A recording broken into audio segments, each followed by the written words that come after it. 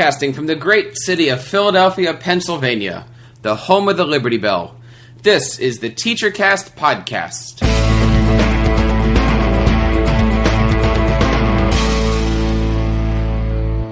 Hello, everyone. This is Jeff Bradbury, and welcome to another episode of the TeacherCast Podcast from TeacherCast.net.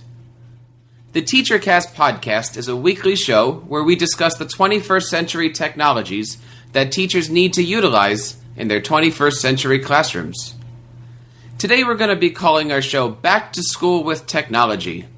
Many of us are looking back at the past few weeks wondering where the time went and what we can look forward to in a new school year ahead. TeacherCast thought it would be great to showcase some of the great ways technology is being used in the classroom today and maybe give you some suggestions on the apps and gadgets you might be able to use in your classes this year. To help us, we have three very special guests with us today. From the great state of New Jersey, we have Stephanie O'Brien. Welcome to the program, Stephanie. Thank you, Jeff. It's good to be here again. Stephanie is a fantastic educator who's truly an expert in her field. She also brings a very unique point of view to the show that I believe many of our listeners might be able to connect to, and we'll get into that in just a few moments. Could you tell our listeners just a little bit about yourself, Stephanie? Yes, I'm a behavior consultant for students with special needs.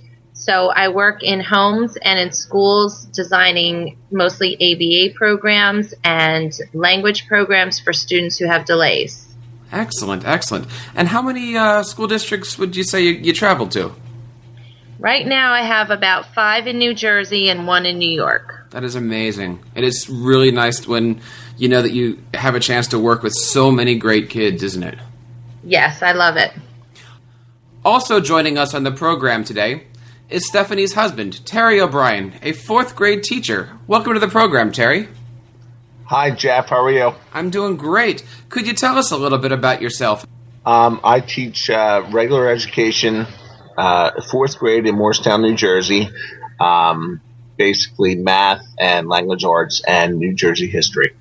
Great, great. And you're looking forward to the school year coming up? Oh my gosh, absolutely. It's always a brand new class of apples. When do you guys start back? We go back the day after Labor Day, so I guess that's about September 6th or so. You know, it's funny in doing this show that seems like it's a few weeks away. It almost seems like it's a month away. And, you know, I was just doing a show with somebody who actually started their kids today, and we were having Twitter parties today because it was the last time that they were able to tweet during the school day. So let's all enjoy those next few weeks. Joining us also from halfway around the globe, we have Mark Greentree. Mark's a good friend to the show. He's a blogger and a podcaster, and he has a couple of really wonderful young kids. How are you doing today, Mark? I'm doing very well, Jeff. Thanks for having me on the show again. And we're glad when you stopped by. Could you tell us a little bit about yourself? Sure. As you mentioned, I'm a blogger and podcaster, mainly in Macintosh technology and iPads and iPhones and so forth. You can find all my work at EverydayMacSupport.com. Stephanie, you recently got a new toy, didn't you? Yes, I did. Now, we mentioned at the top of the show, you kind of have something in common with a lot of our listeners out there. Last week, you and I had a chance to get to know each other, and we spoke about this gift that you were given. You were given a really nice gift, weren't you? Yes, I was. What was that gift, Stephanie?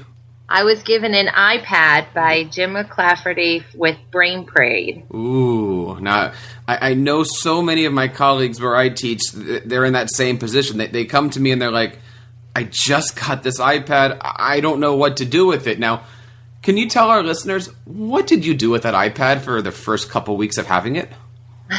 I left it on my counter in the box, untouched. I was afraid to open it, and the whole time I was supposed to be playing around with it, getting used to it so that I could help to create and develop the application See, Touch, Learn. Were you just not sure what to do with it? Were you kind of scared? Were you looking for a nice paperweight? Yeah, I was afraid to turn it on. I was afraid to drop it. I felt like I didn't want to break it. I didn't want to do anything to it before the application was developed. So I just left it there. And when I told Jim that, he laughed at me and he said, just turn it on. He said, it's very easy. And when I finally did, and I followed the directions that were inside, I surprised myself with how easy it was for me to turn it on. I think you said it best right there. I think that's going to be one of the best slogans that we have on TeacherCast. The iPad. Just turn it on. That's right. So what was it that made you decide to finally open it up, and what were some of the first things that you did with it? Well, I needed some help in the beginning, and Jim knows how to sort of take over the laptop. I'm not sure what that's called when I give him the control of my laptop to help me download the apps that he wanted me to try and test out for him. So honestly, I didn't do all that much by myself at first, but through watching him on the computer and talking to him, I was able to quickly realize that I'm not going to break the iPad. I'm not going to ruin it. I'm not going to download all of these things that are going to give me some sort of a virus that it would break. So I think it was just by listening to the simple directions of just downloading an app and playing with it, I found that I was less and less afraid of the iPad, and now I'm actually pretty good on it. And Terry, do you remember the time where she kind of decided to open up the box and what is this thing, and transition into maybe, doesn't want to put it down now? Oh, yeah. I mean, it's just like anything else, you really have to kind of play around and make mistakes. And a lot of times you learn more by mistakes than you do by success. So, with watching Stephanie go through, the stages of learning and growing with the iPad, it was really cool to watch, and having two little ones, little kids, just kind of getting there with her, and she's like introducing stuff to them, and they were growing with her, and it was really cool, really cool to see. How many children do you guys have? We have two. We have a little boy and a little girl who just turned 3 and 4 in July, and whenever I can't find my iPad now, I have to chase after my 4-year-old because he just takes it and he knows what to do with it. Mark, you also have a 3 and 4 or 4 and 5, you said? 4 and 5, and they've actually got their own iPad now. We've actually got 3 iPads in the house, so they're no longer stealing my one and running around and playing games on it. But they picked it up absolutely within minutes of sort of throwing anything in front of them. You sort of look at it, and as an adult, and especially adults that are perhaps used to using a keyboard and mouse in a traditional way and not necessarily the touch interface, it's just remarkable to see how quickly they actually pick it up at such an early age and can just use it like they've been using it not their whole lives, but certainly for 5 or 10 years. What are some of the things that your little ones do with it, Mark? What are some of the apps? Well, what I do is I try and make it fun, but also make it educational. So, for instance, there's a whole series of Toy Story books that are released by Disney Pixar, and the books will actually read and highlight each word and then turn the page, and there's little animations, and then there's little games that they can play, hidden object games and matching different characters in the game and so forth. So it gives a little bit of fun whilst also encouraging them to read in a more traditional sense. So I like those kinds of apps. I don't go for any that are just purely game only. There's got to be some story in there, some reading in there. There's a lot of Thomas the Tank Engine ones, which my son just loves. They're beautifully animated, and they tell a really great story for that level.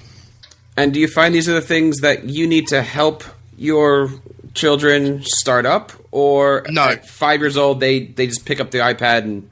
Well, they've both been using computers since they were about 2 years old.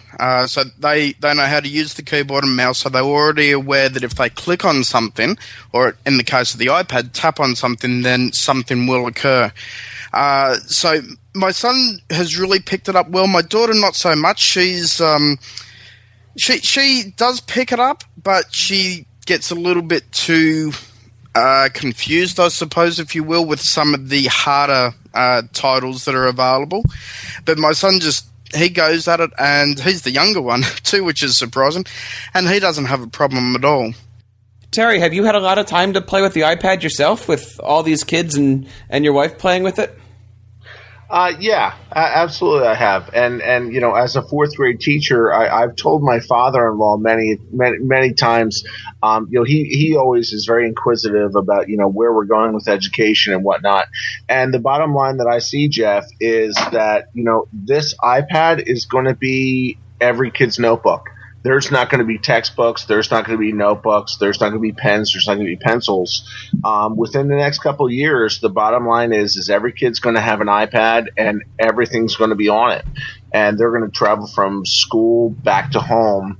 And it's not going to be like, hey, listen, Mr. O'Brien, I left my math book at home. It's going to be, Mr. O'Brien, I left my iPad at home, or I left my iPad back at school. It's going to be an all-in-one type of device. That's the way that I think that we're going. I've seen, things come and go. This is the next wave. If it does get that far, and this is really something I haven't even thought of yet, when we buy an iPad, we buy the apps for it. And the apps are personal. We own those. But if every student is bringing an iPad to class, whose responsibility is it to get the content on there? Are we looking at maybe the days where the school has to put the app on our personal iPad? Whether it be an e-textbook or science lab software.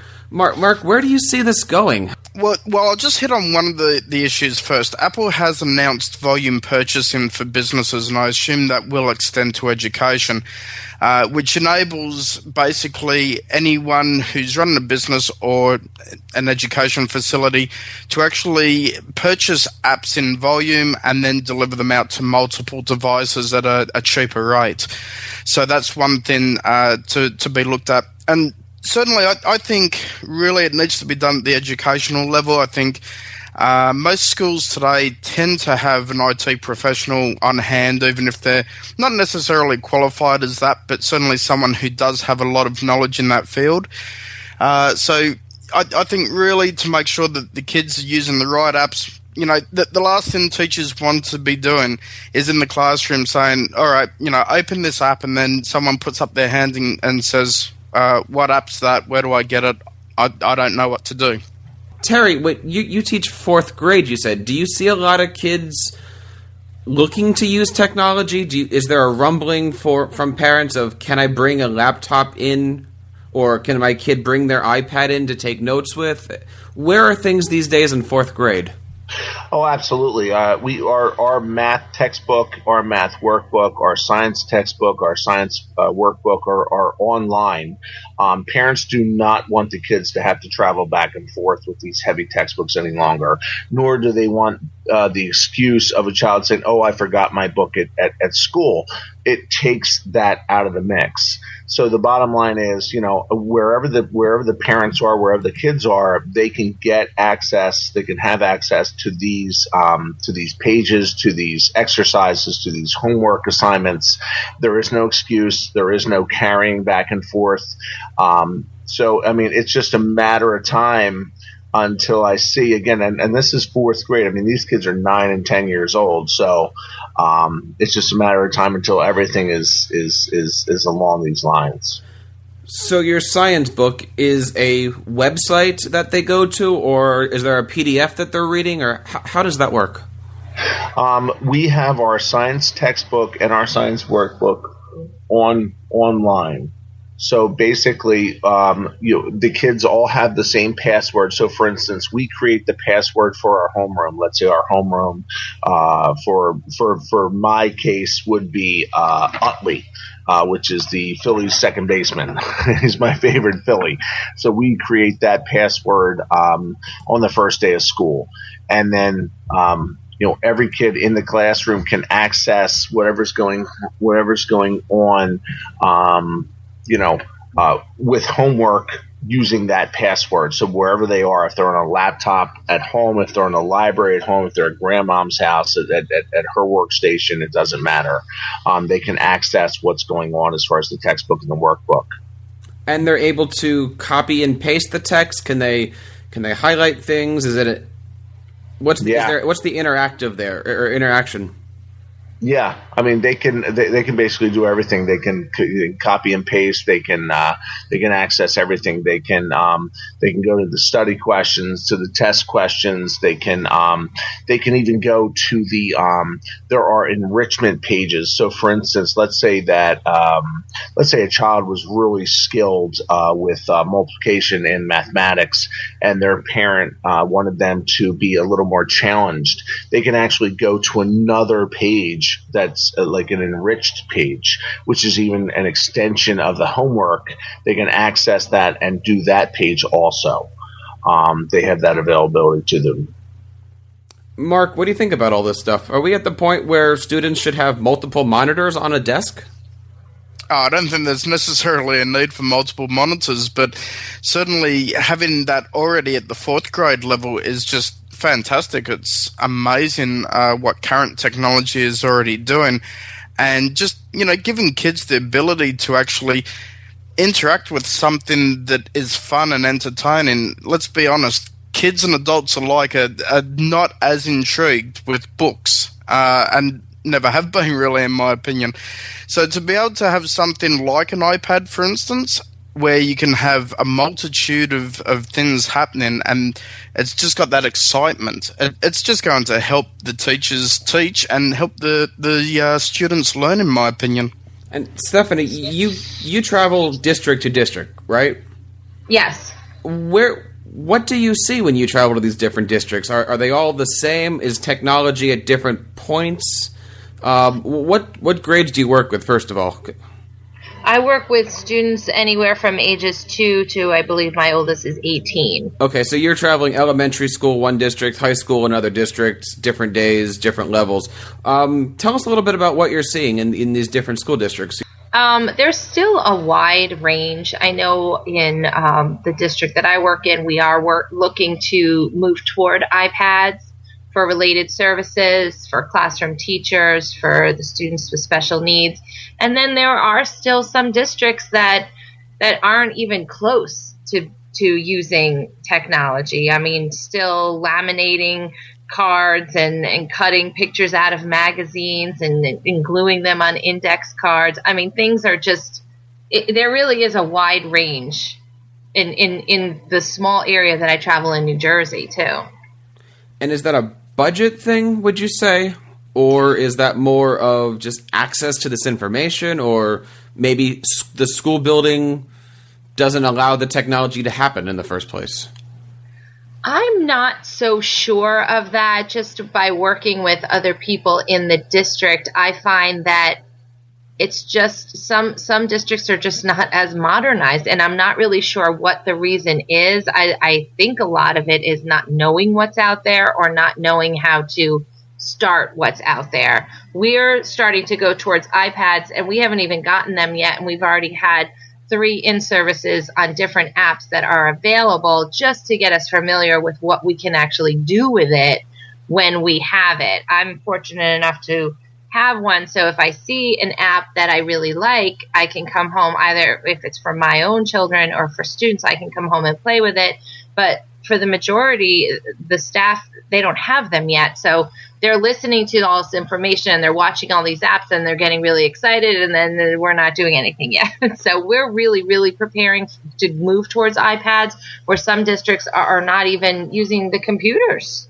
What are some of the apps that you're finding they're interesting, or what's out there for the special education teacher? Well, of course, there's See Touch Learn, which is one that we use for the ABA programs. It's an app that allows you to have hundreds of flashcards at your fingertips to create programs and lessons. I find something we were talking earlier about getting kids used to playing with the iPads. I like to use Alpha Baby. It's a free app. It's for it just allows a child to, when they touch the screen, a letter pops up or a shape pops up, and they can practice with the pinch and release. They can make the letters small. They can make them big. They can fling them across the screen, and it sort of allows them to just touch the screen and see what happens.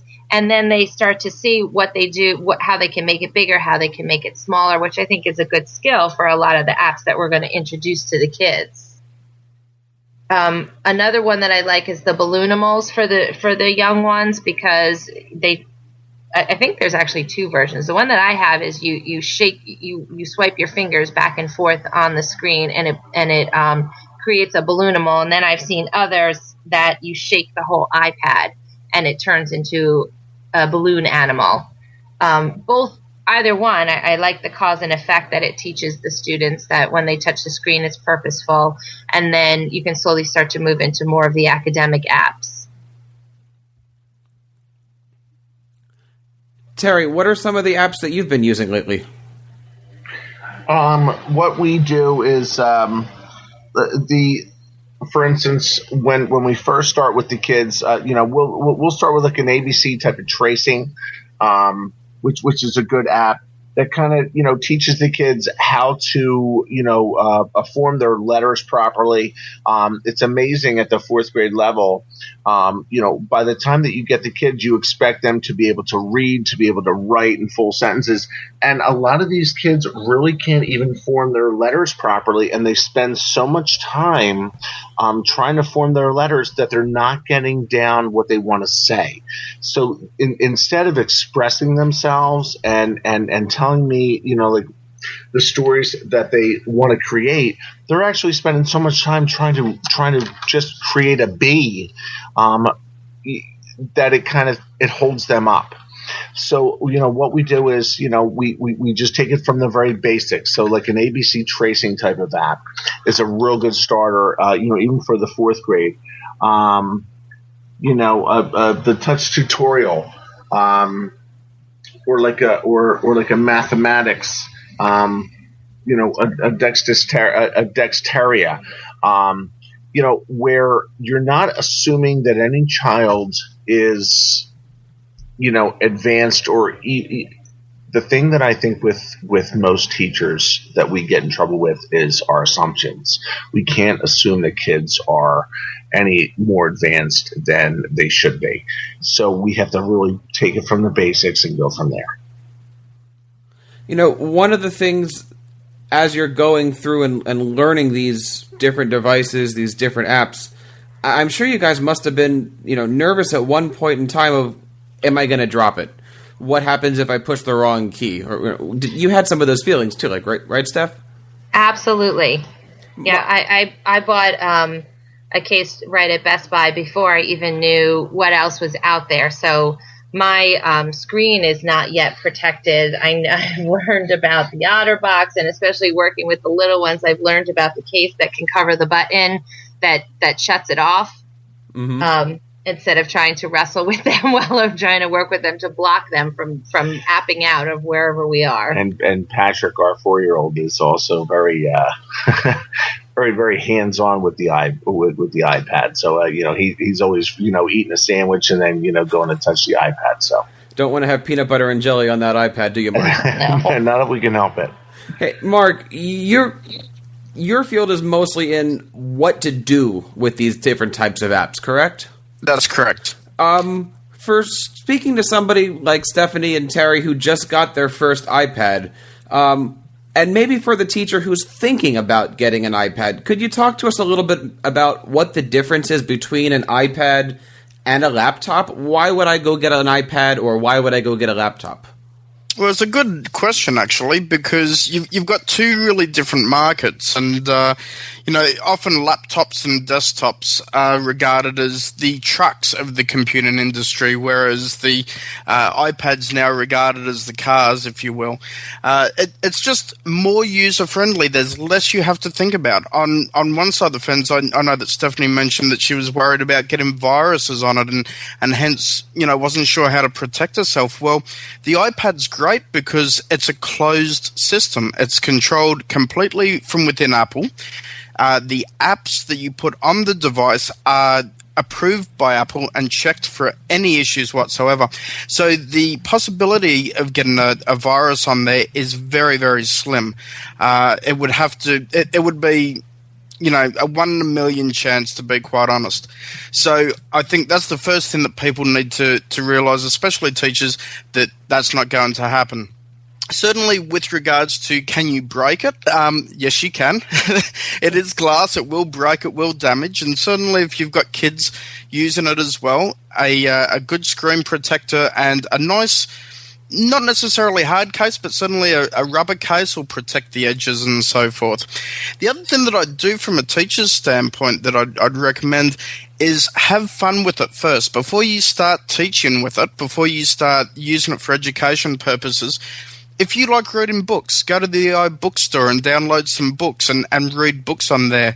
If you like watching movies, TV shows, download some from the iTunes store. Enjoy it as an entertainment device first and foremost, and then start working your way into those apps that you feel your students could benefit from. I think that's some great advice. Here's the question. Go ahead. I'm sorry. I agree wholeheartedly with Mark. The bottom line is, as a teacher, you need to really get in there and do stuff before you go and you show these to these things to the kids. You need to, try it, play with it, have fun with it, and then, and learn, as you go along, and then go and show the kids what's going on. But it's all that pre-lesson stuff, that makes the lessons that much better. Have you found a case for your iPad yet? We do have one, but it's not. It's made by Targus. It is one that allows me to have it at a slant for some of the kids, which is better. And it just has a leather case that folds around the iPad, and then you can put the little elastic piece around it. But I have seen more of the OtterBox, and then there's other cases. I don't even know all the names of them. I haven't even gone there yet. But yeah, we have something. Have you named your iPad yet? I have not. I did not know you're supposed to give it a name. It is such a cool toy, though. I mean, it's unbelievable. I am not a technology kind of guy. And to be very honest with you, when we got the laptop, I poo-pooed that. And then when we got this iPad, I poo-pooed that. The iPad is by far the best thing that's come along. It's unbelievable. So today I had an opportunity to go out to lunch with some friends, and they got me on the rant of why do I need an iPad? And I happened to have my iPad there. I took it out. I showed them some of the music apps because I was with some music teacher friends, and they asked me the question, can I do on an iPad what I can do on a laptop? And can I do on a laptop what I can do on an iPad? Mark, what would your answer for that be? Can everything on an iPad be done on a laptop, and vice versa? No, but that's not necessarily a bad thing. You've got to understand that there's a limitation with the processing power and the amount of storage and so forth that you have on the iPad. The iPad has always been regarded a little bit more as a consumption device versus a creation device. However, that is starting to change, and we're starting to see apps come out from different developers that actually allow everyone to create. I'll take one example, which is GarageBand, which, my kids use. I've got it on their iPad, and they just play around. They make little recordings and so forth, and they're actually getting a rhythm there, and my daughter comes out and she's got the iPad and she's holding it like a guitar and she's playing this really mean guitar riff, and it's just absolutely hilarious.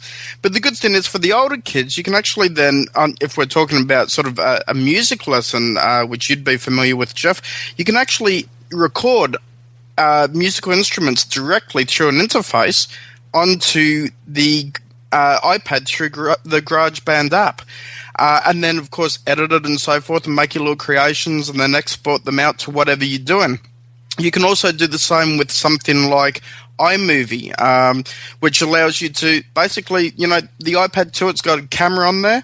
It allows you to go out there and take some video, I should say, and edit it together. Throw that music that you've created into the mix. It's a great creation tool. So I think we're going to see a lot more apps actually become creation devices on the iPad. But right now, as it stands, I still feel if you need more control to fine detail and so forth, then a full a full computer is much better at the moment, but to learn to consume, the iPad is definitely the way to go.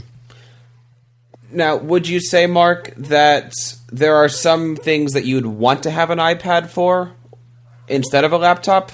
And any like apps that are only iPad specific that, say, Terry as a 4th grade teacher would want? Yeah, look, it's totally different because I've got both the desktop and the iPad, and my kids use both. But here's the problem. The educational software in most cases, especially for young kids, has not been updated since the late 1990s. So it's still really, really old software. And whilst old software can still teach and educate, the problem is that it doesn't bring in new characters that they see on TV shows or cartoons into the mix.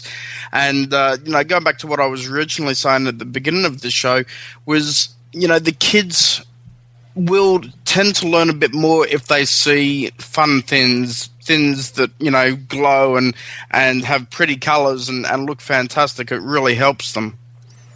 So I think from the standpoint of where the usability is, I think the teacher is best using a full-blown computer, but I think the students are much better using little apps.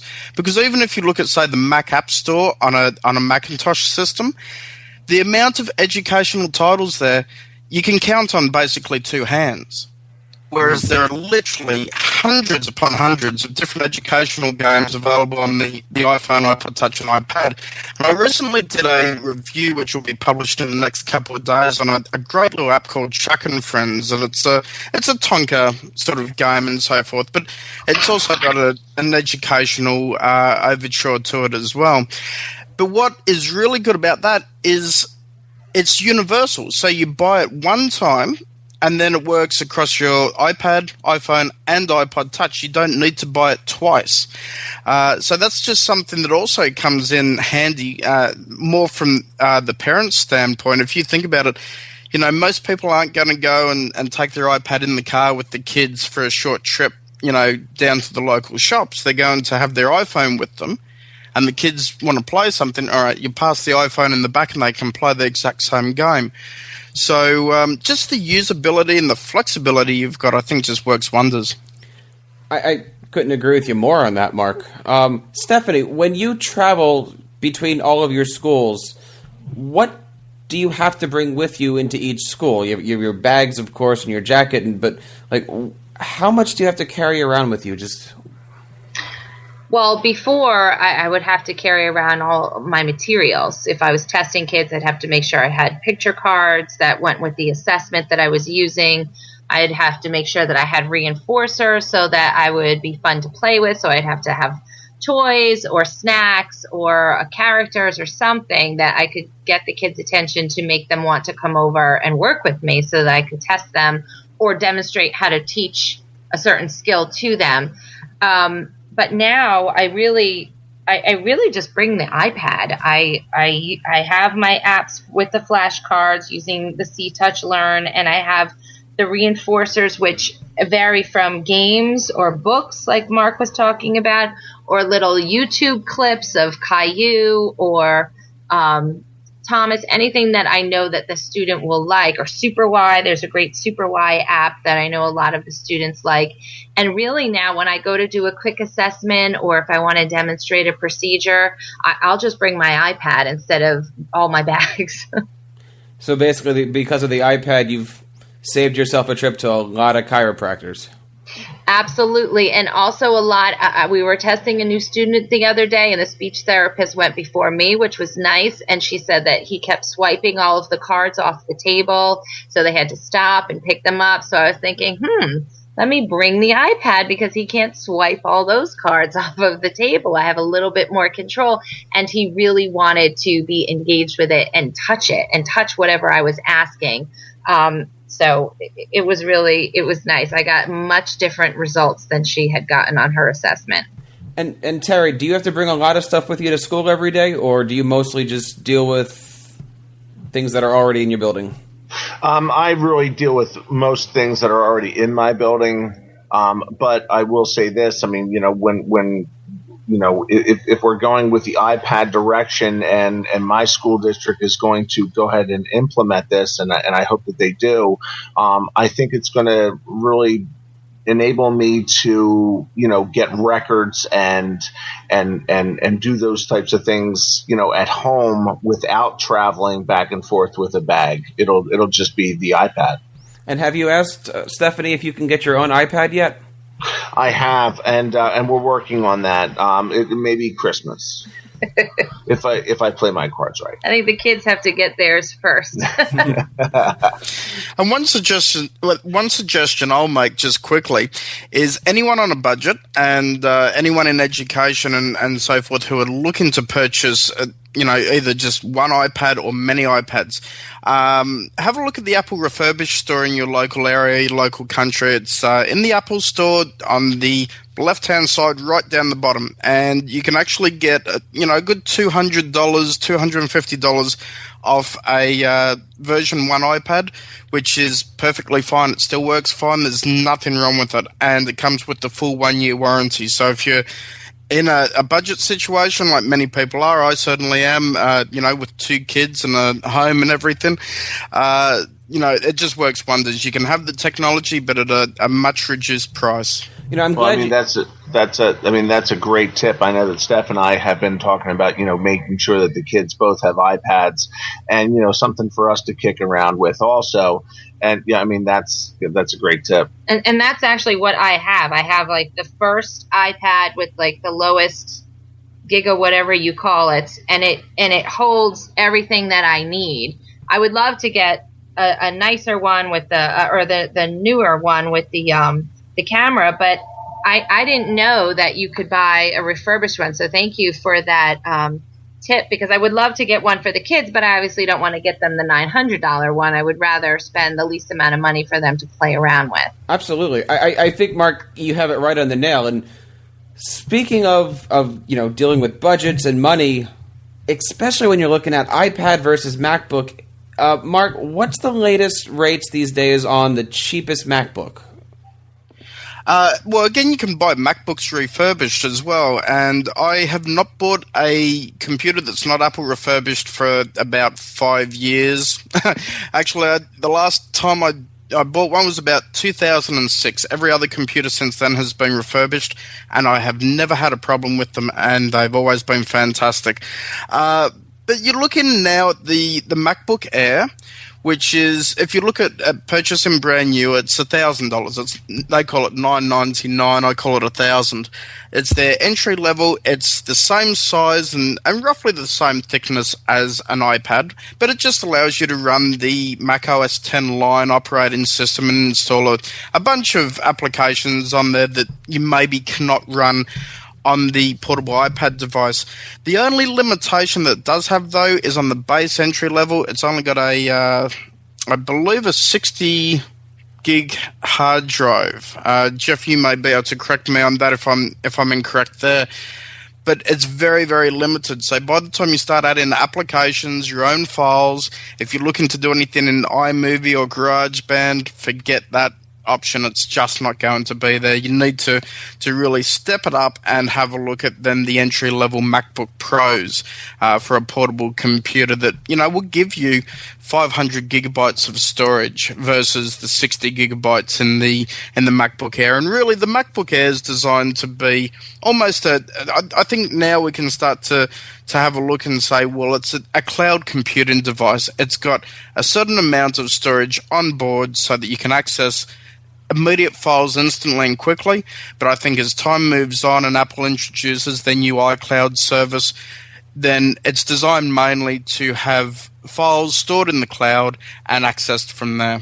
Well, I'm glad you brought up those points. So if you're looking at, okay, I teach 4th grade, I teach middle school, I need something that's just going to get me from home to work, a machine that I can use both on. Do I want to bring a laptop? Do I want to bring an iPad? I'm just doing a dollars and cents thing. You're looking at a MacBook Air, which is their cheapest, and it's a good computer. I don't want to, down the MacBook Air. It's a great machine, and it comes with a backlit keyboard these days. But you're talking $1,000. Now, for a lot less than that, you can get yourself a really nice iPad 2. And for $60 today over at Best Buy, I picked up myself a Logitech Bluetooth keyboard. Now, with the Bluetooth keyboard, it hooks right into the iPad, and I can do everything that I want to with my keyboard. I can type my documents, I can type my emails. Now, the iPad does have a built-in keyboard to it, so you don't need the physical device. But for $60 plus the cost of the iPad, you've got a little mobile computer there. And Mark, I'm glad you brought up iCloud, and I'd like you to talk a little bit about that in a second. But once we start having this iCloud, Terry doesn't have to worry about a desktop at his school maybe not working, or Stephanie, who travels from school to school, doesn't have to worry about, where are my files. She can take that iPad with her, and if she needs to, she could take her keyboard with her. And have access to her docs. Now, Terry, do you need to keep docs or documents on your school computer and at home, or how do you transfer things back and forth? I need to be able to access the records back and forth, because of grading, especially with, today's demands with the kids. There's a lot of grades, and the parents want to know updates and, okay, where's my child's average, and how can he get better? How can she improve? Or, what are we doing? So I need to be able to access grades wherever I am, especially now that, parents can kind of track you down in a manner of ways, especially, with email and texting and whatnot. There's no way to get away. So I have to be able to access everything at home and at school. And when you travel back and forth, do you put stuff on a flash drive? Do you use a cloud device? Do you email yourself files? Let's say you're working on a spreadsheet or a presentation for the next day. How do you get that from your home computer to your school? Well, actually right now I'm not even able to do that. So literally I keep everything at school, which kind of sounds archaic, but I mean, that's the way it is. So I'm kind of blinded. When I leave my computer at school, that's really, that's really it. So I always have to tell parents, hey, listen, I'll get back to you when I get back to school. If a parent contacts me over the weekend, I'll say, hey, listen, I'll get back to you on Monday, which can be a little awkward at times because they want to know, hey, listen, why don't you know Susie's grade? Like I should have them memorized. And I just don't have that ability. So, having in my opinion, having an iPad, the type of thing that I can bring back and forth would really, and enable me to be a little more on top of things as far as grading and whatnot. Well, when you're looking at documents, you've got Apple, who has released Pages, Numbers, and Keynote, which are three fantastic applications, all simple, easy to use, with a lovely graphic interface, and they all work on the iPad as well as on your Mac. So essentially what you can do, and what's coming out in come September, so only a month away, is the ability for you to actually create a document on one device, say your Mac in the classroom, and then when you're at home, you'll turn on the app, and then you'll be able to view and continue editing exactly where you left off. And it'll just go straight over the cloud, straight over the internet, and then when you save it on your device at home, like your iPad, then you go back to school the next day, and the update that you created the previous night will be on the computer. So it's just really, really seamless technology that's working to make everyone's life easier. And so the great part about that is, Terry, is even if it's Sunday, you're watching the Eagles game, it's 3 o'clock in the afternoon, and you get that parent phone call, you'll be able to tell somebody what their kid's grade is. You know what? You're absolutely right. Halftime of the Birds on Sunday, that's what I live for. That's really, really nice. We're coming up towards the hour point. Let's just do a little round table maybe on apps that we're using, apps that we'd like to see, or even websites. What websites are you using right now for your students? What's out there these days? Stephanie. So what I like, of course, I will say again, is See, Touch, Learn for the kids. I also really like the books. Princess and the Frog, the Disney books. They're really great. They tell a story, but then they also have the games, like Mark was saying. I'm looking at my iPad as we're talking now. I love the Super Y apps. I love the Shape Builder apps. I love the Toontastic, where the kids can make their own cartoon, and then they sort of move the characters and talk, and then they can watch their own cartoon. And that's really good for kids who sometimes just practicing conversation, or to be able to record their own voice and then hear it back, to talk about social stories. There's a great one, Stories to Learn. Yeah, Stories to Learn, where you can, I mean, my iPad doesn't have the camera, but you can take pictures and insert the students' pictures into a social story about playing games, or going to the grocery store, or losing, or what happens when you don't get your way at school. So I really do like those types of apps for the kids that I work with. Mark, would you like to tell us about what you're into and maybe some of the apps that you're working with? Well, just from a parenting standpoint, there's the Australian Broadcasting Corporation out here, which is one of our TV networks, has a catch-up TV sort of website and so forth. So instead of having my kids watch that, I actually get them sitting in front of the computer, and they can then go and select which little sort of shows they want to watch. And there's some really good little shows. One's called Mr. Maker, which he goes and literally he makes things out of different pieces of paper and glues things together, and it's really quite creative. And my kids just love watching that. But then at the same time, on their iPad, I've got things like ABC training and number training and so forth. And then I've got games in general. My son absolutely loves racing games. And the funny story is he's got these racing games where it's just purely a game and it's not educational. But then he's got these educational titles. And I walked into his bedroom the other day and he's sitting up on the bed, and I thought, okay, he's playing a racing game. No, he wasn't. He was actually tracing the letters of the alphabet and telling himself which which they were. So I think really from a parenting standpoint, give them access to almost everything. Don't restrict anything, but make sure that you've got an even balance of everything. And let them explore. And it's amazing. They will go back to something that is educational just because it's there, because it's entertaining. Without them knowing it's educational, it's like kids with, Brussels sprouts and vegetables and so forth. You know, if you don't tell them what it is, they don't know. So it's just a matter of hiding the apps that are really educational amongst the other ones, and then they just go and find it themselves and they have fun. Certainly anything Disney-based or anything book-based is very big on my agenda, and something that I can't recommend higher. It's just a new way for kids to experience books, but there again, at the same time, I still have paper-based books that the kids have on their bookshelf and they read. So I think what we're seeing is that technology is great, but let's maybe not get too over the top with it. Let's also let the kids have their traditional education life, if you will. Absolutely. Absolutely, Mark. And I wanted just to say one more time, thank you all very, very much for being on the program today. It was such a pleasure to talk to all of you. Well, I want to say thank you guys so much for coming on the show. Terry, why don't you tell us how we can get a hold of you? Terry O'Brien at TOBRIEN at MTPS.com. And Stephanie?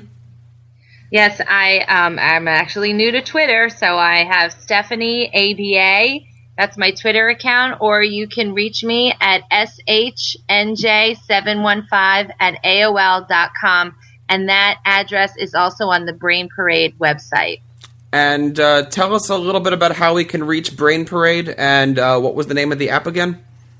Brain Parade is brainparade.com, and the name of the app is See, Touch, Learn. It's a great app, and it's a free app, isn't it? Yes, it is. It's a really great free app if you have a child with special needs, and it's a great app, especially if you have a child with autism, correct? Yes. Mark, where can we find you? Well, everyone can find me at www.everydayMacSupport.com, where I write a series of articles basically instructing people on how to use their Macs and iPads and iPhones a little bit better. And you can also come on Twitter and have a chat with me with username EverydayMac. Thank you again so much, guys. Thank Our you. pleasure. Thank you. And thanks to the listeners who are listening in today on the TeacherCast podcast. If you like what you just heard, we hope you'll pass along our web address, teachercast.net, to your friends and colleagues. Be sure to check out our archive section on our website for previous podcasts and app reviews that are beneficial to you, the 21st century educator. This has been a TeacherCast production. Join us next time for another edition of the TeacherCast podcast.